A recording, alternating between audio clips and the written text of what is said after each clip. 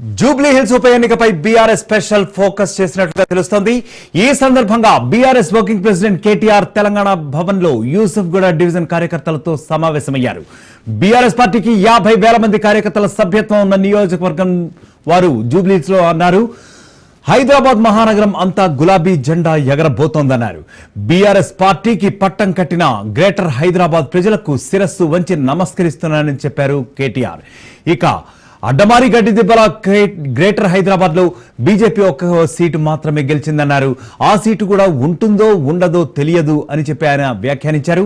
ఆయన బీజేపీ నుంచి వెళ్లిపోయారని కూడా చురకలంటించారు. అయితే మాగంటి గోపీనాథ్ మరణం ఎవరూ ఊహించలేదని, అనారోగ్యంతో గోపీనాథ్ బయట పడతాను అనుకున్నాను అని అన్నారు.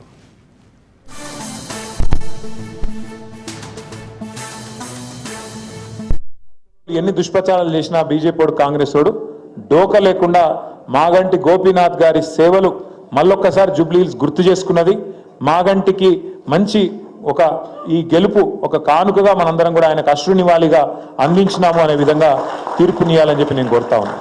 దయచేసి మిమ్మల్ని నేను కోరేది సీరియస్గా తీసుకుందాం ఎలక్షన్. ఎందుకంటే మనం ఇంకా ఎప్పుడు వస్తుందో, డేట్ ఎప్పుడు వస్తుందో అట్లా ఇట్లా అని మీరు బేజారు కాకురి, లేకపోతే ఆయన లైట్గా ఉండకురి. ఈ ఎలక్షన్ రేపో ఎల్లుండో అన్నట్టు కొట్లాడదాం. ఎలక్షన్ ఇప్పుడే ఉంది, ముంగట్నే ఉంది అని కొట్లాడాలి. ఎక్కడ పోగొట్టుకున్నదాన్ని అక్కడనే దేవులాడుకోవాలని చెప్తారు పెద్దోళ్ళు. మనం ఇవాళ తెలంగాణలో అధికారం కోల్పోయినాం. హైదరాబాద్లో కాదు, తెలంగాణలో 1.8% తేడాతో మనకు అధికారం పోయింది. మళ్ళా తిరిగి కేసీఆర్ గారు ముఖ్యమంత్రి కావాలి, మళ్ళా గులాబీ జెండా ఎగరాలి అంటే ఎవరి చేతుల్లోనే లేదు, మన చేతుల్లోనే ఉంది. అందుకే దయచేసి అందరం సీరియస్గా తీసుకొని గట్టిగా కొట్లాడదాం. పేరు పేరున మీ అందరికీ మళ్ళీ ఒకసారి నమస్కారాలు. రైట్, మొత్తానికి జూబ్లీ హిల్స్ ఉప ఎన్నికపై బీఆర్ఎస్ స్పెషల్ గా ఫోకస్ పెడుతున్నట్లుగా తెలుస్తోంది. అయితే ఇదే సందర్భంగా BRS working president KTR Telangana Bhavan లో యూసుఫ్గూడ డివిజన్ కార్యకర్తలతో స్పెషల్ గా సమావేశమయ్యారు. ఈ రోజు బీఆర్ఎస్ పార్టీకి 50,000 మంది కార్యకర్తల సభ్యత్వం ఉన్న నియోజకవర్గం జూబ్లీ హిల్స్ అని ఆయన చెప్పారు. హైదరాబాద్ మహానగరం అంతా గడిచిన ఎన్నికల్లో గులాబీ జెండాను ఎగిరిందన్నారు. బీఆర్ఎస్ పార్టీకి పట్టం కట్టిన గ్రేటర్ హైదరాబాద్ ప్రజలకు తాను శిరస్సు వంచి నమస్కరిస్తున్నానన్నారు. ఇక అడ్డమారి గడ్డి దిబ్బల గ్రేటర్ హైదరాబాద్ లో బీజేపీ ఒక్క సీటు మాత్రమే గెలుచుకుందన్నారు. అయితే ఆ సీటు కూడా ఉంటదో ఉండదో తెలియదు. ఆయన బీజేపీ నుంచి కూడా వెళ్లిపోయారని చురకలంటించారు బీజేపీకి కేటీఆర్. అయితే మాగంటి గోపీనాథ్ మరణం మాత్రం ఎవరూ ఊహించలేదని, అనారోగ్యంతో గోపీనాథ్ బయటపడతారు, అనారోగ్యంతో ఆయన ఉన్నప్పటికీ కూడా గోపీనాథ్ బయట పడగలుగుతాను అని ఆయన అనుకున్నాను అని చెప్పారు కేటీఆర్.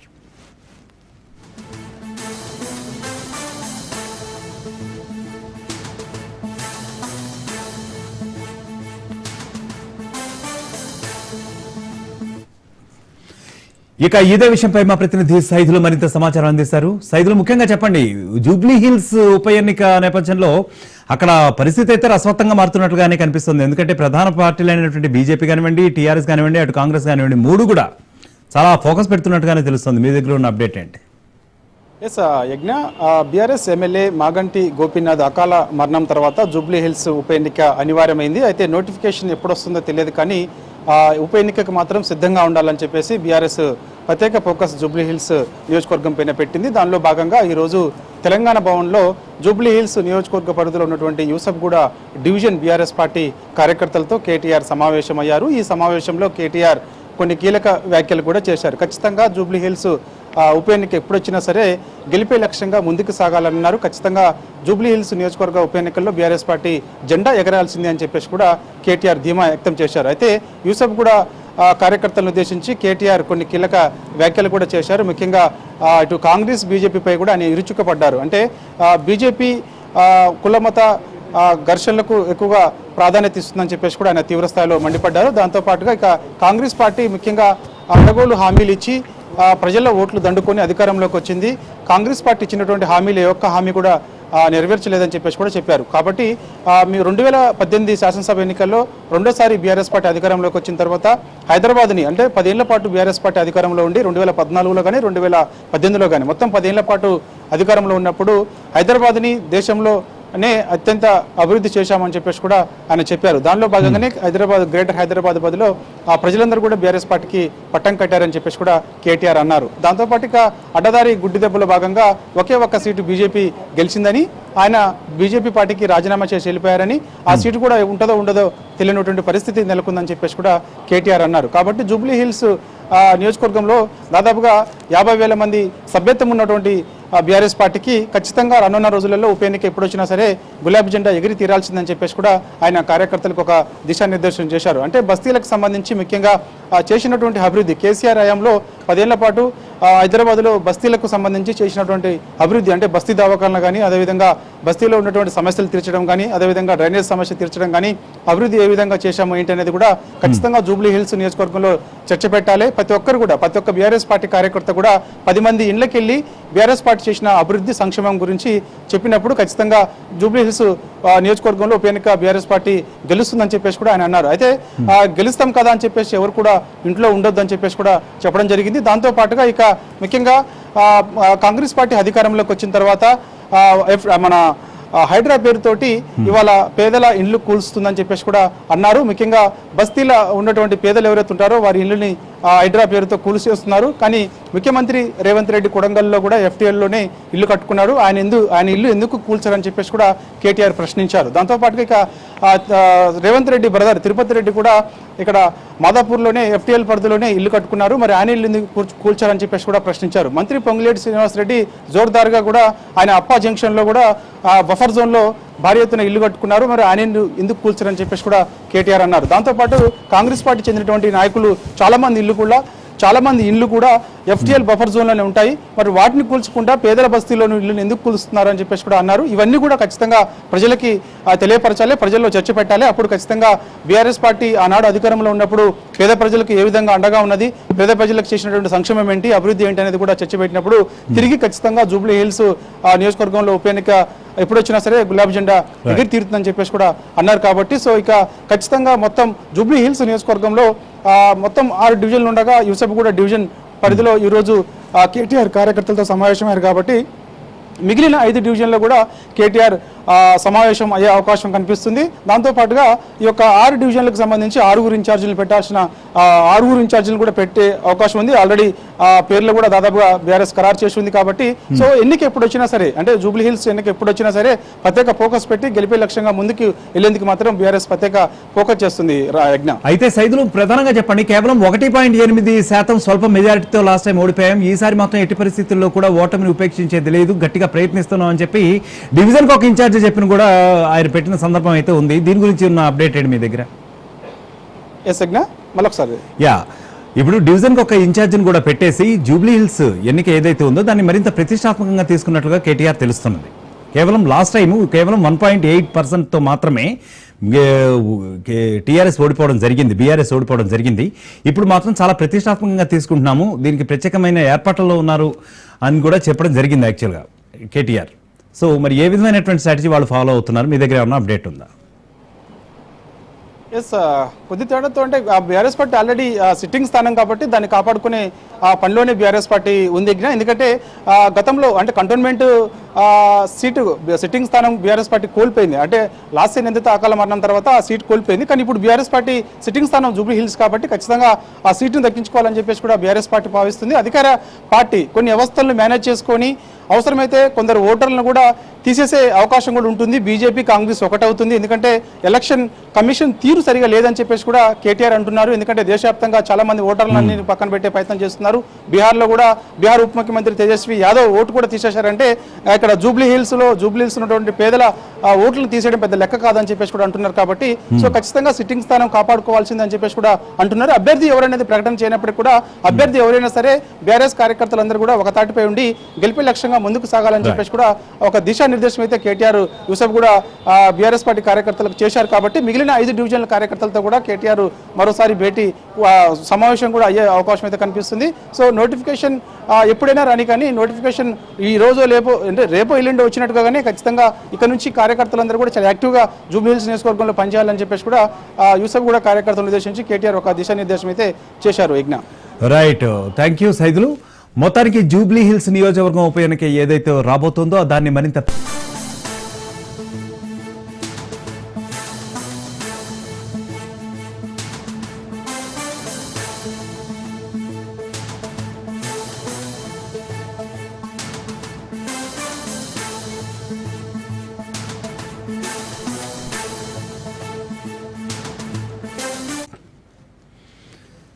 వికారాబాద్ జిల్లా మొయినాబాద్ లోని ఫామ్ హౌస్ లో డ్రగ్స్ కలకలం సృష్టించాయి. 2 లక్షల రూపాయల విలువైన డ్రగ్స్ మద్యం స్వాధీనం చేసుకున్నారు ఎక్సైజ్ శాఖ అధికారులు. 50 లక్షల రూపాయల విలువైన 3 కార్లను కూడా స్వాధీనం చేసుకున్నట్లుగా తెలుస్తోంది. 6 ఐటీ ఉద్యోగులను అక్కడికక్కడే అదుపులోకి తీసుకున్నారు అధికారులు. ఫామ్ హౌస్ నిర్వాహకుడిపై కూడా కేసు నమోదు చేశారు. బర్త్డే పార్టీ పేరుతో ఐటీ ఉద్యోగులు ఫామ్ హౌస్ ను బుక్ చేసుకున్నట్లుగా ఎక్సైజ్ శాఖ గుర్తించింది.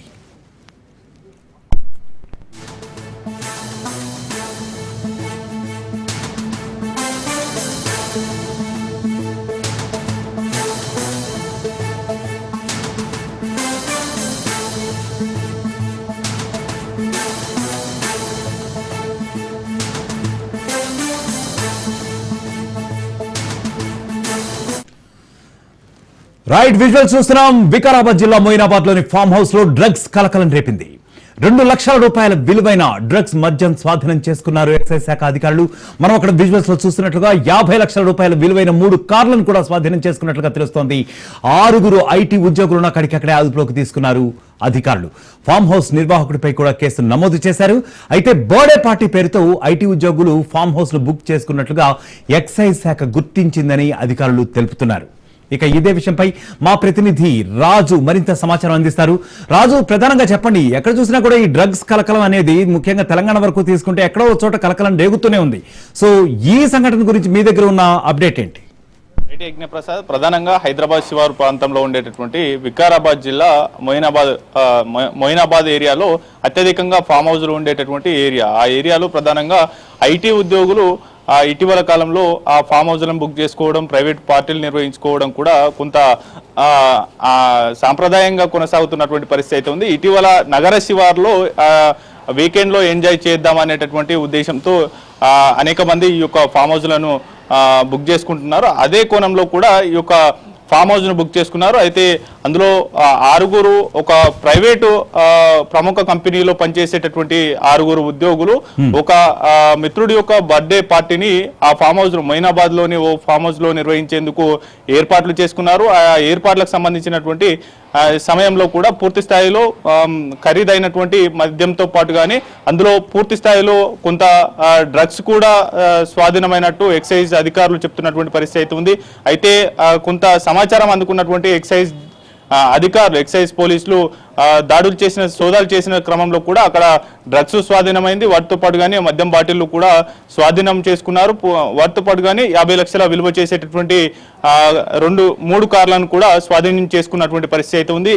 ఇప్పటికే ఒక ప్రముఖ కంపెనీలో పనిచేసేటటువంటి 6 ప్రైవేటు ఉద్యోగులు, ఐటీ ఉద్యోగులను వారిని అదుపులోకి తీసుకున్నట్లు సమాచారం అంతా ఉంది. అయితే చేవెళ్ల ప్రాంతంలోని సెరినార్ ఆచార్జ్ అనేటటువంటి ఫామ్ హౌస్ ను ఈ ప్రైవేటు ఉద్యోగులు బుక్ చేసుకున్నారు. అందులో ఒకరి బర్త్డే వేడుకలను అక్కడ ఘనంగా నిర్వహించుకునేందుకు ఏర్పాట్లు చేసుకున్నారు. అయితే ఈ నేపథ్యంలో అక్కడ డ్రగ్స్ స్వాధీనం పోలీసులు చేసుకున్న నేపథ్యంలో ఆ డ్రగ్స్ ఎక్కడి నుంచి తీసుకొచ్చారు, ఎవరెవరు వినియోగించారు, ఆ ఉన్నటువంటి 6 ఇప్పటికే ఆ యొక్క డ్రగ్స్ వినియోగించారా లేదా అనేటటువంటి టెస్టులను కూడా అధికారులు చేస్తున్నటువంటి పరిస్థితి అయితే ఉంది. అయితే ఈ డ్రగ్స్ ఎక్కడి నుంచి తరలించారు, ఎక్కడి నుంచి కొనుగోలు చేశారు, ఎవరి నుంచి సరఫరా జరిగింది అనేటటువంటి కోణంలో కూడా పూర్తి స్థాయిలో ఎంక్వైరీ కొనసాగుతున్నటువంటి పరిస్థితి అయితే కనిపిస్తా ఉంది. పూర్తి స్థాయిలో కూడా ఖరీదైన మద్యంతో పాటుగానే 0.5 గ్రామ్స్ డ్రగ్స్ తో పాటుగానే మరికొన్ని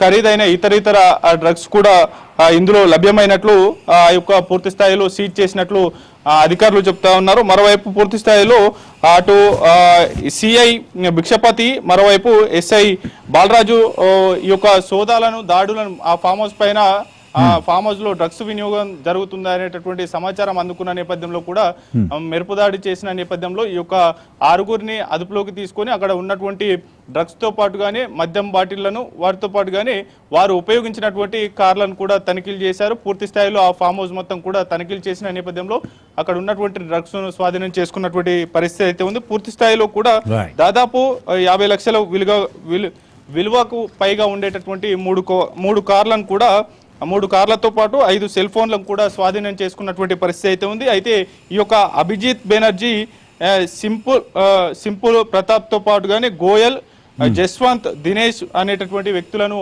ఈ యొక్క ఫామ్ హౌస్ లో బర్త్డే పార్టీ నిర్వహిస్తున్న నేపథ్యంలో కూడా అక్కడ డ్రగ్స్ ఆనవాళ్లు గుర్తించినట్లయితే సమాచారం అంతా ఉంది. ఆ యొక్క ఫామ్ హౌస్ యజమానితో పాటుగానే మరికొంతమందితో కూడా ఆరా తీస్తున్నటువంటి పరిస్థితి అయితే ఉంది. వీరు ఎక్కడి నుంచి డ్రగ్స్ కొనుగోలు చేశారు, ఎక్కడి నుంచి ఈ యొక్క డ్రగ్స్ సరఫరా జరిగింది అనేటటువంటి కోణంలో కూడా విచారణ జరుగుతూ ఉంది. వీరికి కూడా డ్రగ్ టెస్ట్ నిర్వహిస్తున్నటువంటి పరిస్థితి అయితే కనిపిస్తూ ఉంది. అయితే హైదరాబాద్ శివారు ప్రాంతంలో ఉండడం ఇవాళ ఐటీ ఉద్యోగులకు సెలవు దినాలు కావడంతో పాటుగానే ఎక్కువగా ఈ యొక్క ఫామ్ హౌస్లో పార్టీలు నిర్వహించుకునేటటువంటి కల్చర్ హైదరాబాద్లో పెరిగిపోయింది. ఈ యొక్క కల్చర్లో భాగంగా కల్చర్ పెరిగిపోయినప్పటికీ కూడా పూర్తి స్థాయిలో హైదరాబాద్ పోలీసులు పెద్ద ఎత్తున డ్రగ్స్ను నిషేధించే క్రమంలో పెద్ద ఎత్తున దాడులు నిర్వహిస్తున్నప్పటికీ కూడా ఏమాత్రం పట్టనట్లుగా ఎక్కడికక్కడ విచ్చలవిడిగా ఈ యొక్క డ్రగ్స్ వినియోగిస్తున్నట్లు తెలుస్తా ఉంది. ఇటువంటి ఘటనలు పునరావృతం అవుతున్నప్పటికీ కూడా యథేచ్ఛగా ఇటువంటి డ్రగ్స్ వినియోగిస్తూ ఉన్నారు. పూర్తి స్థాయిలో కూడా ఫామ్ హౌస్లో అడ్డాలుగా డ్రగ్స్ తీసుకునేందుకు అడ్డాలుగా మారిపోతున్నటువంటి పరిస్థితి అయితే కనిపిస్తూ ఉంది. పూర్తి స్థాయిలో కూడా డ్రగ్స్ ఎక్కడి నుంచి వచ్చింది, అదేవిధంగా ఆ ఫామ్ హౌస్ కు యజమానితో పాటుగానే వివిధ వ్యక్తులను కూడా పూర్తి స్థాయిలో దీనికి సంబంధించినటువంటి ఆధారాలు సేకరిస్తూ అదేవిధంగా సమాచారాన్ని కూడా సేకరిస్తున్నటువంటి పరిస్థితి అయితే ఉంది. Yajnaprasad. Right Raju, thank you. ప్రాజెక్టులలో నీరు పారుతుంటే ఆ ఆనందం వేరే ఉంటుందన్నారు మంత్రి ఉత్తమ్ కుమార్ రెడ్డి. పెద్దపల్లి జిల్లా నాయకుల కృషి వలన రామగుండం ఎత్తిపోతల పథకం సాకారమైందన్నారు. చొప్పదండి, ధర్మపురి నియోజకవర్గాలకు సాగునీరు అందుతోందన్నారు ఉత్తమ్ కుమార్ రెడ్డి. రాష్ట్రాన్ని ప్రగతి పథంలో నడపడంలో మంత్రి శ్రీధర్ బాబు కీలక పాత్ర పోషిస్తున్నారని ఆయన చెప్పారు. ఏపీ మంత్రి లోకేష్ బనకచెర్ల ప్రాజెక్టు కడతామంటే తాము వ్యతిరేకించామని చెప్పుకొచ్చారు. మా రిప్రజెంటేషన్ వలననే బనకచెర్ల ప్రాజెక్టు తిరస్కరణకి గురైందన్నారు. కాళేశ్వరం ప్రాజెక్టు కట్టిన మంథని నియోజకవర్గం పెద్దపల్లి జిల్లాలో 1 ఎకరానికి కూడా నీరు అందడం లేదన్నారు మంత్రి ఉత్తమ్ కుమార్ రెడ్డి.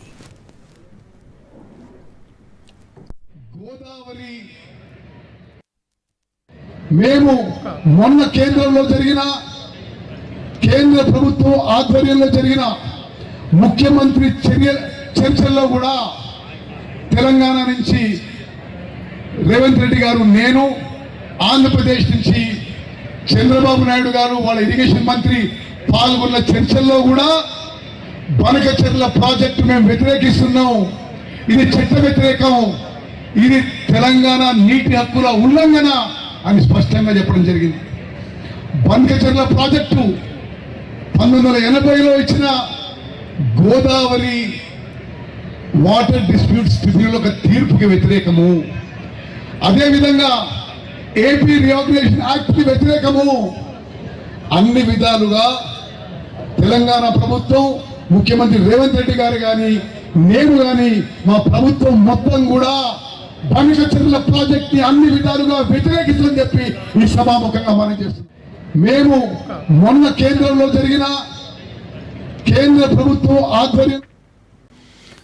ఇక నంద్యాల జిల్లా శ్రీశైలంలోని లింగాలగట్టు వద్ద పుణ్యస్నానానికి వచ్చిన ఒక భక్తుడు నీటిలో మునిగిపోయిన దుర్ఘటన చోటు చేసుకుంది. నదిలో ఈతకు దిగిన వ్యక్తి ప్రమాదవశాత్తు నీటిలో కొట్టుకుపోతూ ఉండగా స్థానికులు అతనిని చూసి స్పందించి వెంటనే రక్షించారు. బోటులో వెళ్లి బొడ్డుకు అతనిని తీసుకొచ్చారు. అయితే ఈ ఘటనకు సంబంధించిన వీడియో ప్రస్తుతం సోషల్ మీడియాలో వైరల్ గా మారుతోంది.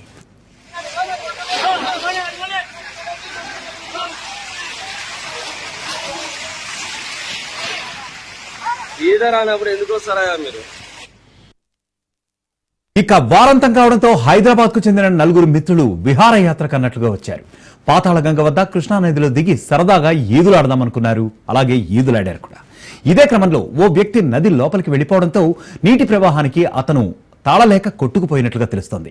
ఇది చూసి మిగిలిన 3 మిత్రులు కూడా అతన్ని కాపాడాలని కేకలు పెట్టగా చుట్టూ ఉన్న సందర్శకులు, బోటుపై తిప్పే స్థానికులు ఇద్దరు కూడా స్పందించడం జరిగింది. బోటుపై వెళ్లి నదిలో కొట్టుకుపోతున్న వ్యక్తిని అక్కడికక్కడి నుంచి కాపాడారు. అయితే అక్కడే ఉన్న 2 మత్స్యకారులు అప్రమత్తమై తెప్ప ద్వారా వెళ్లి నీటిలో మునిగిపోతున్న ఆ భక్తుడిని చేత్తో పట్టుకుని మరీ బయటకు తీసుకొచ్చారు. అయితే నీటి ప్రవాహం ఉధృతంగా ఉన్నప్పటికీ మత్స్యకారులు మరింతగా సాహసం చేసి మరీ భక్తుడి ప్రాణాలను కాపాడగలిగారు. పాతాళ గంగ వద్ద భక్తులు అప్రమత్తంగా ఉన్న స్నానాలు చేసుకోవాలని దేవస్థానం అధికారులు మాత్రం ఇప్పటికీ సూచనలు చేస్తున్నారు. అంటే మరింత అప్రమత్తంగా ఉండాలని. పాతాళ గంగ వద్ద నీటి ప్రవాహం మరింత లోతుగా ఎక్కువగా ఉంటుంది కాబట్టి మరింత అప్రమత్తంగా ఉండాలని చెప్పి ఈ ఘటనను బట్టి కూడా దేవస్థానం అధికారులు కూడా సూచనలు చేస్తున్న పరిస్థితి అయితే అక్కడ కనబడుతోంది.